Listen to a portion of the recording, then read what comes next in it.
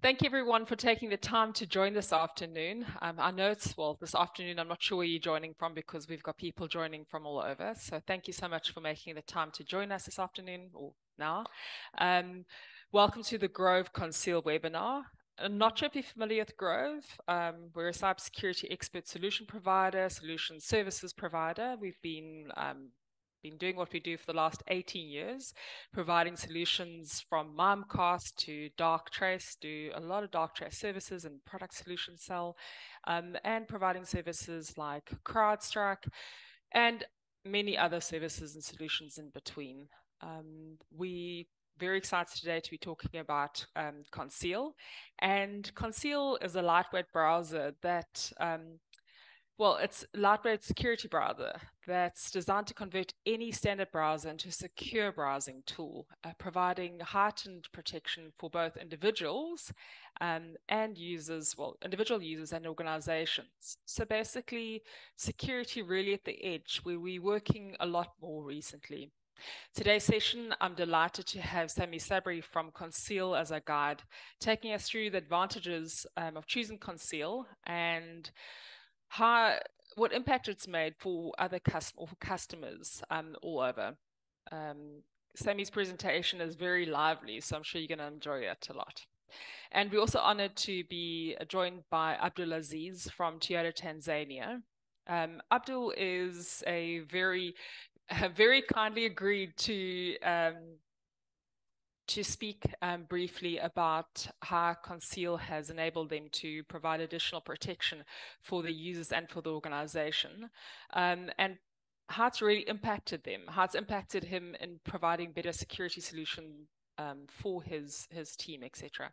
So he's also a very, when you have Sami and Abdulaziz in a call together, I can keep quiet because I know they're going to get very excited about the product and the service, and it's really it's just awesome to watch them go. So throughout the session, please feel free to ask any questions if you have any, and I'll be monitoring the questions and pose a question to Sami or to Abdul if we need to, Abdulaziz.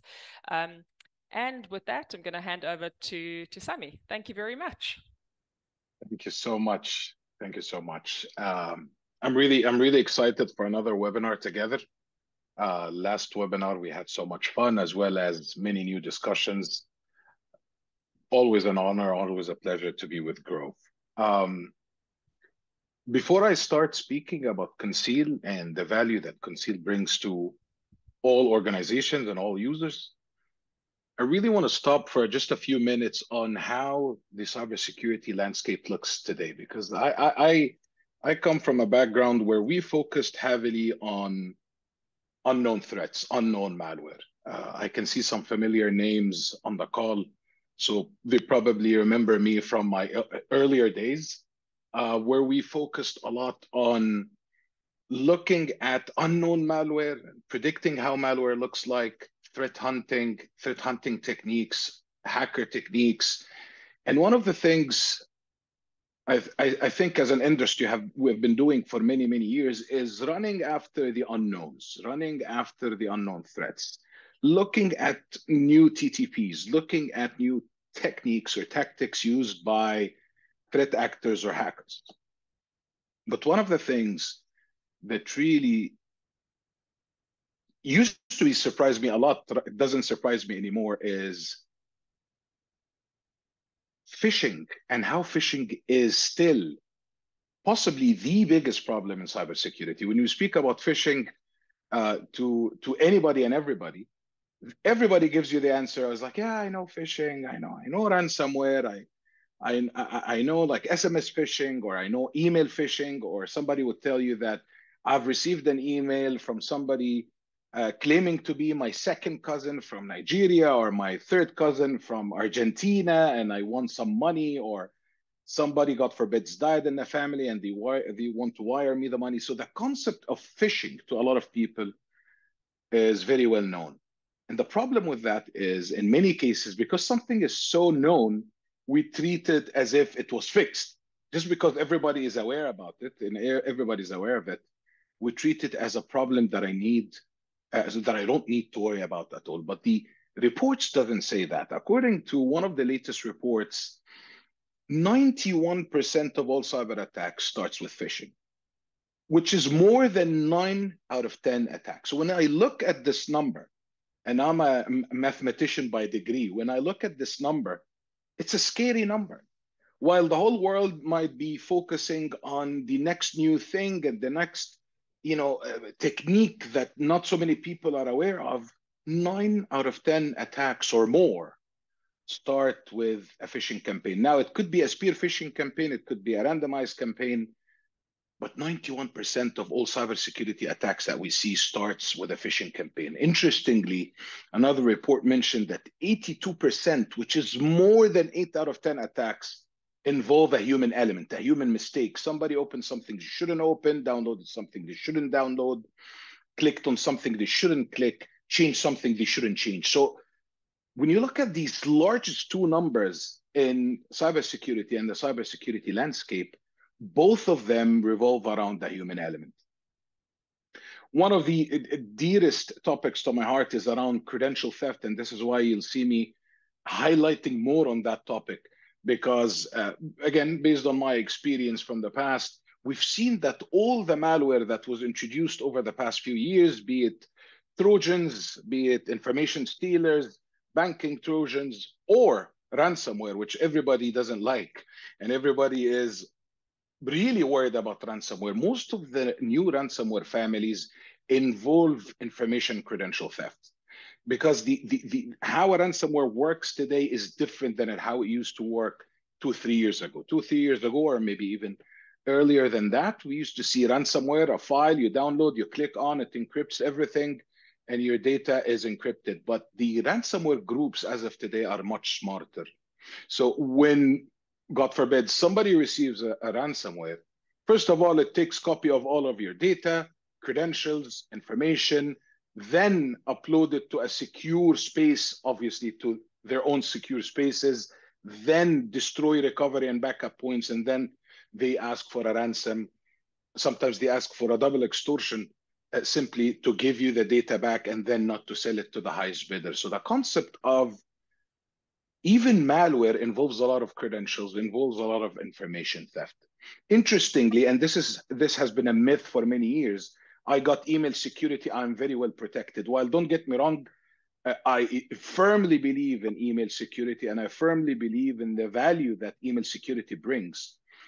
But data tells us that 70% of those who reported a credential theft had an email security gateway that couldn't stop that attack. That could be because of many reasons. One, maybe something wasn't stopped at the email security level, or two, maybe hackers started navigating away or moving away from attacking people via the email vector, because they probably know that people are heavily investing in good technologies on the email security side, so they're moving into the browser side. Browsers are one of the most, if not the most used application on any smart device, and in my very humble opinion, one of the least looked after or taken care of from a cybersecurity perspective. Another interesting survey, and obviously when we're done with the presentation and the webinar today, feel free to reach out. I'll be more than happy to share all of these reports, URLs or links. None of these are concealed reports. These are all from public and trusted sources, be it breach reports, threat intelligence reports. I'm happy to share all of the details or where I got them from. But one of these surveys that I personally liked was an IT survey where they looked at many people, and it was based on a volunteering experience. It wasn't a technical evaluation experience, where they had surveyed a number of users, and 64% of those users admitted that they actually use the same password on multiple accounts, be it corporate or personal accounts. And while it doesn't look like a problem to a lot of people, to me as a cybersecurity practitioner, this is a very dangerous problem. Because if I couldn't break into an organization because it's very well protected, or they have good identity and access management, or at least privilege management, but I was able in one way, shape, or form to get into a Spotify account or into a Gmail account or Hotmail account or a personal account.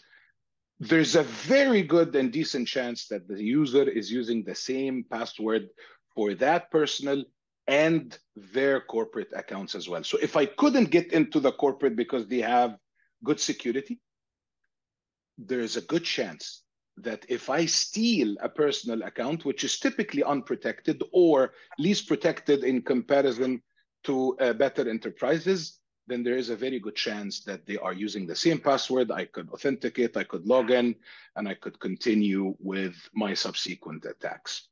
Now, before I move forward with the last two pieces, and for many, many, many years, when I speak to customers, and I've been in that industry for so many years, I've spoken to thousands of customers, there has been always that impression that I work for a smaller company, or I have a number of supermarket branches or a chain of restaurants across the country.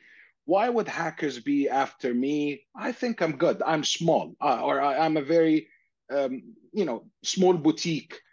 I don't think people or hackers in that case worry so much for me or really put me on their target list. And according to the reports, that's not correct. It's almost 50-50 now. 43% of all cyber attacks that we have seen recently are targeting the small and medium businesses. I guess what I'm trying to say is, as of today, nobody's too big or too small to be targeted. Nobody is immune to being targeted regardless of the size. Last two pieces I want to share with you before we move forward, and on the favorite topic of mine around credential theft, there are at least 15 billion credentials circulating in deep and dark web. And that's really not just a big number, it's a huge change when you look at the numbers we've seen from 2018. This is a 300% increase. It's a really, really large number. And we've seen the credentials business in the deep and dark web becoming more and more prevalent. People are really looking for credentials. And just in the next 1 or 2 minutes, we'll understand why hackers do love credentials and phishing and spear phishing campaigns. The last piece is around malware. Remember, malware gets involved in everything today. It's not just to infect the device, it's to collect information, it's to collect credentials, it's to collect credit card details, banking details. There are 500,000 unique viruses every single day. According, I think, to Virus Total, it's 2 million submissions a day. The number is huge. So running after what we know good versus what we know bad is not really helping at that stage. So why phishing and why credential theft? Why it's still a hacker's favorite? When obviously, when I see 91% or 9 out of 10 attacks originating or starting with a phishing campaign, it tells me in one way, shape, or form that this is a hacker favorite. Why is it still a hacker favorite, although it has been around for many, many years? It's very simple to understand if you put it in normal words. If I have a castle and I can get the key to the gate, I can get my job done very, very easily and very quickly. It's a lot easier to get into that castle if I have the key than actually to attack the walls or take them down.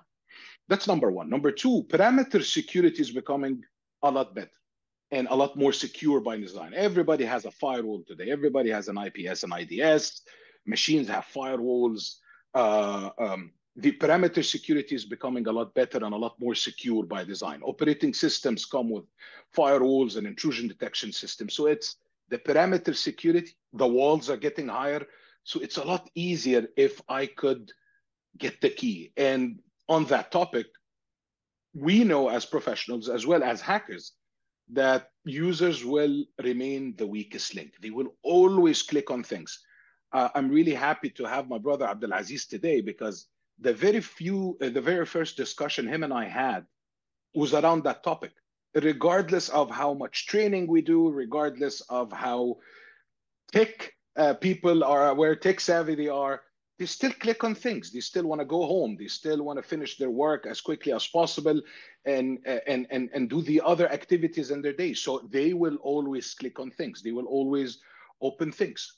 And if you remember that 64% survey that we discussed earlier, there's a solid chance that users will reuse their credentials for both corporate and personal life. So if I couldn't get the corporate accounts or corporate credentials, I could possibly get their personal credentials and use that in their corporate network. Last but not least, stealing directly from users is a lot easier from a hacker standpoint than finding a novel technique or an unknown technique or coming up with a new TTP in general. So if I could steal, I will get my job done very, very quickly.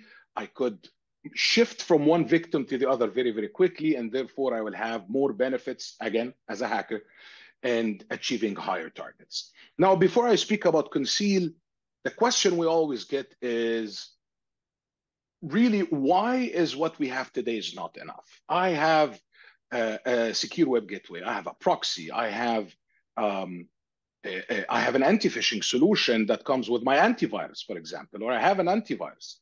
We conduct user awareness programs. Why these are not enough? And fundamentally, we can take a number of approaches on uncovering why they're not enough. But one of them is the fact that most of these controls, most of the existing controls we have today are very binary in nature. They really work on what they know good versus what they know bad. And therefore, allow, deny, categorization, allow or deny. And if we learned anything over the past few years in cybersecurity, yes or no is not always an available answer. Or, in other words, yes or no might not always be the correct answer. Sometimes the answer is really, it depends. Or sometimes the answer really relies on having more information. So by relying on technologies that can only give you one of two answers, there is a major gap. That's number one. Number two, if you remember the numbers we discussed earlier, the half a million malware samples, the 2 million submissions a day, explained why many antivirus companies started adapting AI technologies, building machine learning capabilities, because relying on what we know is never going to be enough. Relying on labeling good, labeling bad is not going to be enough. Millions of files are scanned every single day. Nobody can actually label that, flag that, and make sure that it's quality assured and pushed at the right time to the end user. So again, that what we know approach is not really enough. Most of these technologies as well, especially when you look at categorization and DNS categorization and DNS filtering and proxies, they're really, really awesome when it comes to user governance, user productivity, but they might not really be as effective when it comes to the actual cybersecurity threats that we see in the modern life. While I firmly believe that in an organization, you might want to have some categories for the sales team will access those websites, technical team will access those domains, legal team will access those. I love that concept, and I think it could be important in many organizations. But does that really cancel the cybersecurity need? The answer is no. Especially that there are at least 200,000 registered domains and created domains every single day. That's a huge number. Categorizing takes time. Quality assurance takes time. If we use the human element, again, we don't have enough people to address those domains every single day. Needless to remind you that hackers do not necessarily use domain generation tools in their legal forms and legal terms. They are using domain generation algorithms, dynamic DNS, dynamic domains in general. Back in the days, I used to monitor some threat actors, and they used to change their domains once every 59 seconds. How can somebody collect all of that, label that, push that out, and yet still be effective? That's impossible. That's like shooting ourselves in the foot. It doesn't really help. And it doesn't really help, at least in new attacks or ongoing attacks. It could be helpful, if something becomes known bad to the world and hackers remain using that known bad domain, which honestly, unexpected in today's life, especially with the availability of all the tools and all the cloud and all of these available remote services and high bandwidth. Back in the days, that could have been possible. as of today, that is not enough. Last but not least, the concept of working from anywhere changed the security landscape. Many people invested in perimeter security, firewalls, IPSs, IDSs, proxies, this and that. But all of these are inside the organization. What happens is when we leave, we don't take that with us. You take your laptop, you go home, you don't have the same level of security at home. You take it and you go to a cafe, to an airport lounge, to a restaurant. You don't have the same level of security everywhere we go. And therefore, that is really, or that has really increased the threat landscape. We're expected as people to work from anywhere, but we don't have that security enforcement moving with us anywhere and everywhere we go. So how did we fix this problem as Conceal? And I promise you, this is going to be the last topic I cover, and I'll give the space to my brother Abdulaziz. We really monitored the market, and we realized that, okay, you know what? Email security has been covered to a major extent. Proxies are doing a decent job on the network side. Web security gateways are covering 1, 2, 3, 4, 5. But the most commonly used application or tool is browsers. And that remains the least protected. So we really wanted to come in and add that layer approach to complement everything else you have and work well with the rest of the technologies that you have. And when we really looked at that space, we had obviously many ideas. We saw what the market had to offer at that time. And we saw a number of challenges. The biggest challenge we see is we're trying to fix a user problem, and therefore user experience has to be really flawless all the time. We've seen other companies in the past trying to create technologies that was very hard to use or required a lot of user experience or a lot of user intelligence, if you allow me, or a lot of user training. And that has not been effective. It has to be as seamless as possible. Other technologies came in with the idea of, changing your technology stack, use my own software, use my own browser, use my own tools, install this new agent.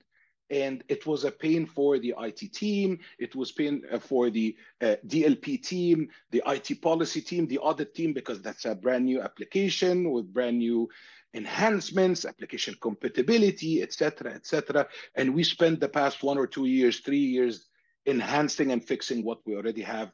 I don't have that time. I don't have that luxury. And honestly, it doesn't make sense. I need my users to use their favorite applications, favorite browsers, favorite operating systems. So this is what we did. We created a very lightweight browser extensions that is AI powered. And that can be installed on any browser you have, on any operating system you have. So you're using Windows, you're using Mac, you're using Linux, you're using Google Chrome, Edge, Brave, Firefox.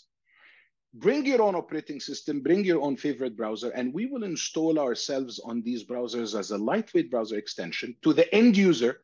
It's as if there's nothing in there. It's very fast, doesn't really change anything in terms of performance to the end user level.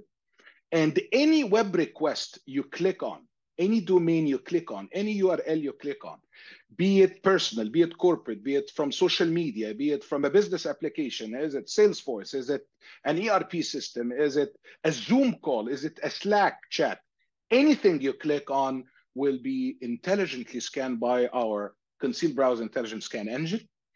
And 3 outcomes could come from that. The first one, it's good traffic, there's nothing wrong with it, you're good to go, allow. Makes sense. The second outcome could be, I know this for a fact to be malicious or blocked by policy, so I'm going to block that. Fair enough. The zillion dollar value is, what if I don't have enough information? What if it was a domain that was just created and nobody has any reputation analysis based on it? Or what if something that is suspicious but doesn't yet qualify for a full block? This is where we take no chances. We reroute that particular request, that particular link, that particular domain. It's not all or nothing. It's that smart and intelligent decision factor where we route that traffic to outside of your organization in a secure container, in a very secure fashion, and open up that page or that request or that link while you are viewing it, you cannot really harm your environment because it's open somewhere else outside of your environment. That's the first step. The second step is to really look at the page, do web page analysis, do computer vision technology analysis, where we scan the page against logos, fonts, public services, Microsoft, Office 365, Hotmail, Gmail, Amazon, you name it.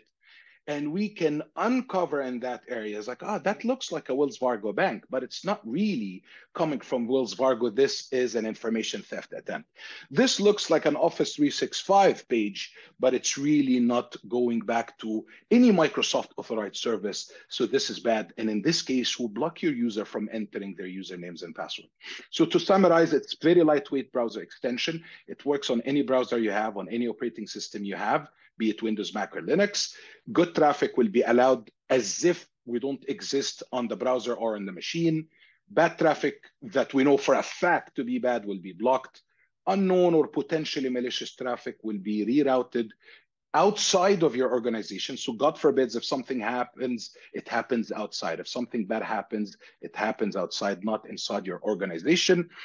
And outside your organization, we can do further analysis. We can push valuable information to our console, as well as your syslog management solutions or SIM solutions that you have, so your analysts can see more value. I'm going to pause here to give time to Abdulaziz, but I'm going to be monitoring the chat for any questions, any doubts, or any concerns that you have. Thank you very much.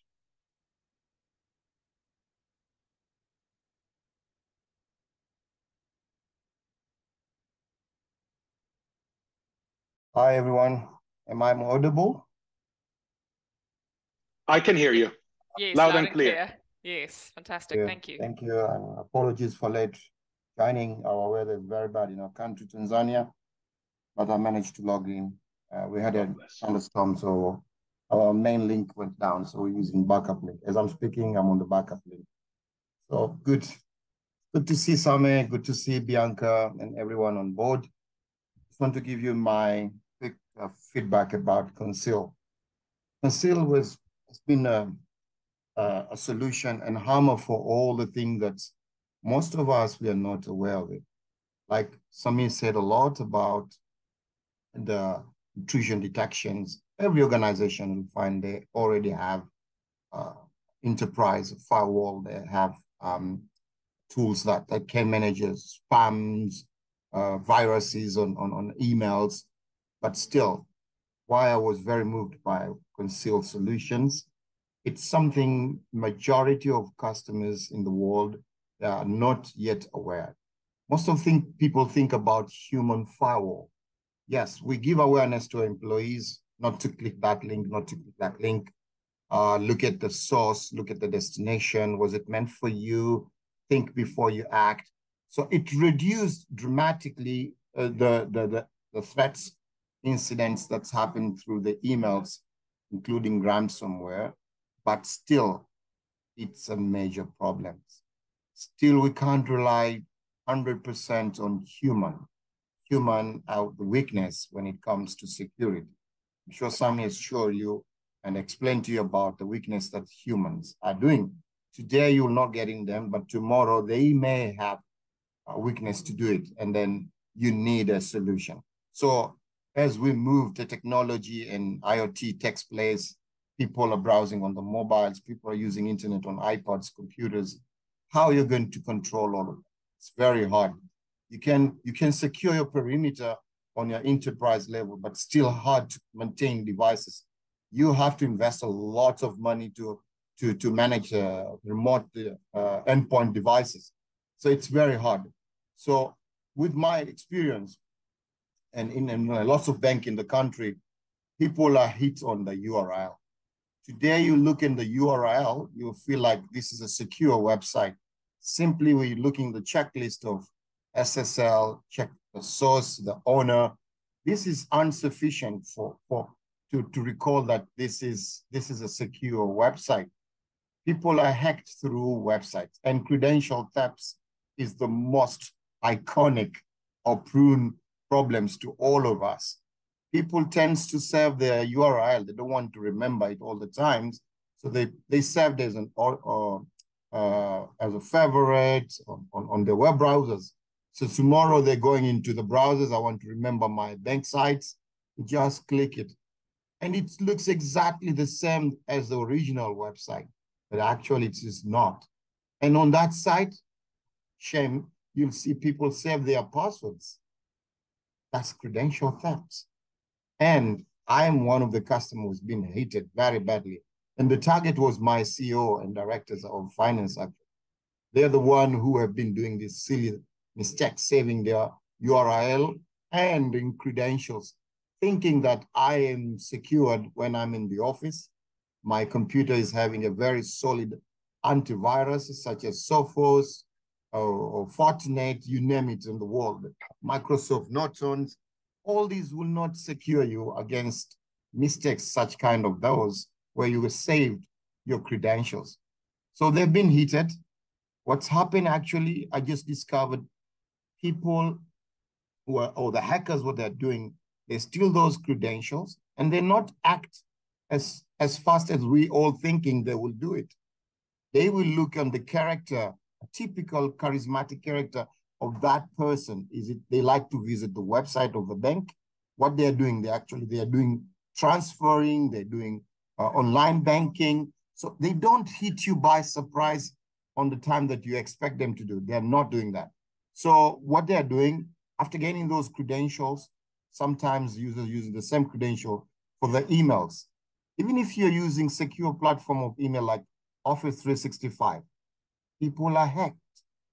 And they logged into your browsers, they get inside and they just add rules to redirect to see your behavior.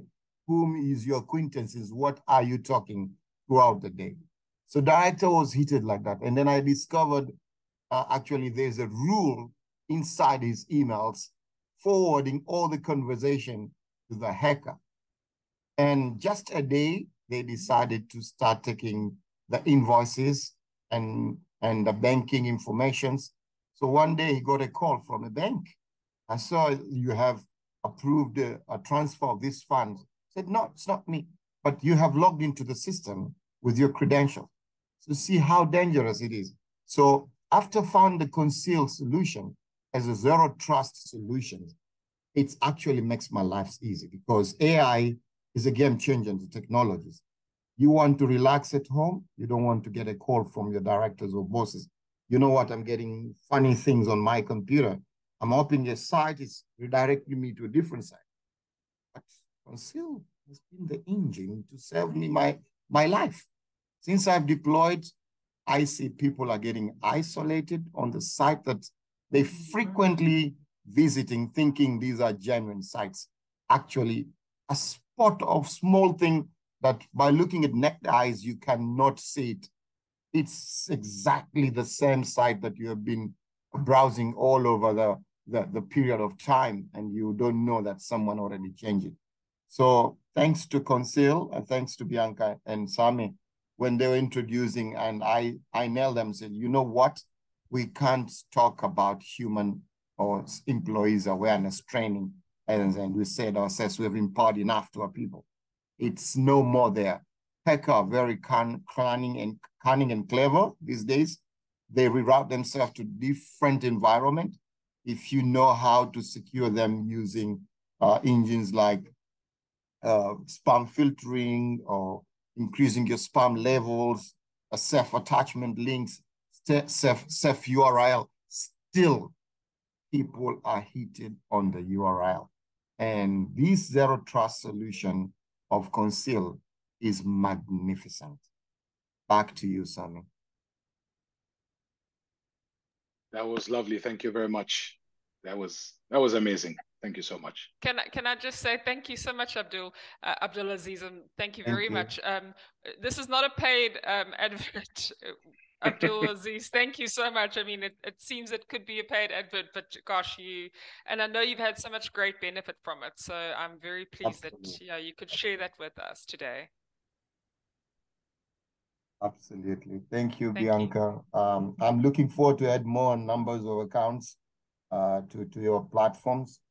Looking for another 100 mailboxes, users, and accounts on your platform.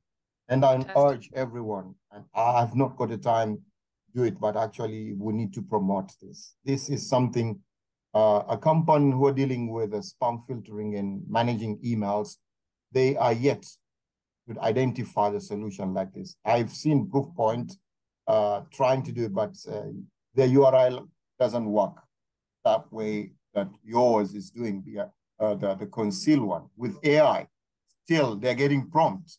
With Conceal, you're not getting any prompt. The user doesn't get anything. You just get a report. This person has been acting funny with this site. We have isolated them. It seamlessly and makes my life so easy. Now I'm reporting to the management. They're even shocked. Oh, that's the reason why I was trying to open the site and it's not opening. That's the reason. You're not telling them anything. Actually, the AI is doing the work. That's the nice thing. If you have intelligence behind it, if you can actually show executives, etc., how many attacks you're having and what's actually happening behind the scene, it makes your job as an IT manager or your security manager job so much easier. So you can actually show the value that you're bringing or the solutions that you're adding to the organization is actually providing. Because security needs to be a business enabler. You don't want it to block anything. You want it to be able to allow your organization to just have free flow and continue to grow, etc. So yes, thank you. Thank you. Thank you, Bianca. I don't know if there are any questions. I didn't see any questions coming up, but if anybody has a question, if you want to maybe pose it to us now, we're happy to address it. And while we wait, and while we are waiting, if anybody wants to ask anything, we are offering some trial licenses. So if you'd like to reach out to us to help you set up some trial licenses to test how the solution can work for you in your environment, let us know. Thank you.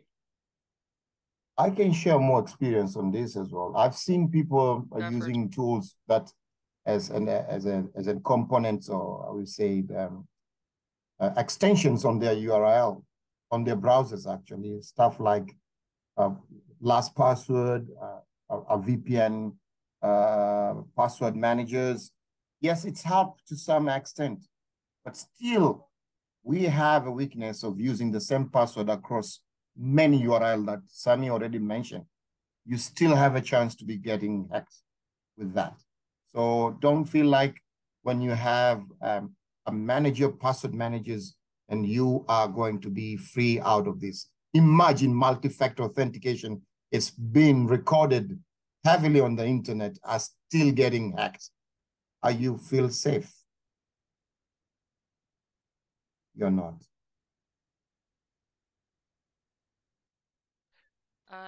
Okay, question. What's the cost per user? Depends on the size of your environment, but Wayne will get in touch with you. I'm assuming we'll have your email address. I'll pop you some details regarding that after the call. Thank you. Thank you. Thank you very much. And we're going to give everyone a few minutes back in their day. Thank you so much. And thank you so much, Abdulaziz. Thank you so much, sir, for joining. Oh, maybe it's a quick question. So there's one more question that's come in. Does using Conceal affect current endpoint antivirus? So maybe... No. So if you mean there's a conflict, there's absolutely no conflict. Okay. And we have a true evidence on the call, Mr. Abdulaziz. I have 280 employees of computers, all connected to Sophos and endpoints, and it's cloud-based, and none of them are interlinked. Sophos is doing its own stuff. It's looking at malware, it's checking the different activity. But when it comes to a browser, a Sophos will only look for the sites which has been already flagged as a malicious or contaminated, if you like it, a site. By that time, you already clicked that site. So they don't have an AI that's discovered now this site has been eaten and it's not the same as you know it. So Sophos is not looking at that. Sophos is looking on a very, very solid and fundamental securities, which malwares, credentials. Credentials is not something Sophos are interested to look at it. Sophos doesn't look at that. And these days, hackers looking for credentials. Once you have a credentials, you are a kingdom. You have all the kingdom. You can screw anyone. Screw anyone. Sophos is not in that league. Neither others. Microsoft, they already have an engine inside the Office 365, but they only discover when someone already clicked it. When you clicked a malicious URL, then Microsoft phishing engine will detect it. Someone already clicked it, but you already impact. As I'm speaking, my boss just now, it is not shame to reveal this. He called me this morning. His iPhone has been locked. He was in UK. So imagine Conceal when it's coming with a solution for iPhone as well on a browser. Hooray, we are in heaven. We don't have to think about security. Thank you. Thank you for adding that. Thank you so much for adding that. And thank you, Sameh, for your time. And thanks everyone for attending this afternoon. I don't see any further questions. Thank you for opening your camera and letting us see you, Abdulaziz. I appreciate that. That was good to get you on camera there. But thanks everyone for your time, and yeah, let us know if we can assist you, and we will get back to the questions that we had. And if you'd like to do a trial, let us know. Thank you very much. There's a value for money, Bianca. That's what you need to tell the people. Yes, exactly. Exactly. Value for money. I stop myself in presentations from saying it's cheap, because it's not. The word cheap makes it sound cheap, but it's cost effective, very cost effective for the service it delivers. And I happened to be in the meeting last 2 days on the budgets. So I've got Guru here in our companies. We are a multinational company.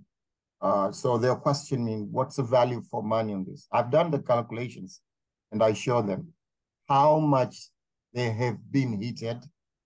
And actually the CFO, he has touched the sites that he looks is very, very, very, what you can say, safe site, but it's not. And he said, this is the site I've been using. He's an Indian. So he said, I've been using this site. I'm connecting to my bank. And it's a secure site. I said, who said so? It is secure site. Have you seen the originality of it? So imagine if you're not having this Conceal to tell you the site has been slightly compromised. You're not aware of it. Don't you see the quantifiable value of money? Not always you're going to count 1, 2, 3 as a value for money, but you work smoothly. You work flawless. You don't have any reports to tell you, you know what? You are compromised. You are in heaven. It's divine, Bianca. The solution is divine. Thank you. Thank you. Thank you so much for adding that. Thank you so much. Appreciate that. Thank you. Thank you all. I really appreciate it. Thanks, Abdul Aziz. Thank you so much, sir. Have a good afternoon and good luck with that weather over there. Thank you. Bye-bye. Bye-bye.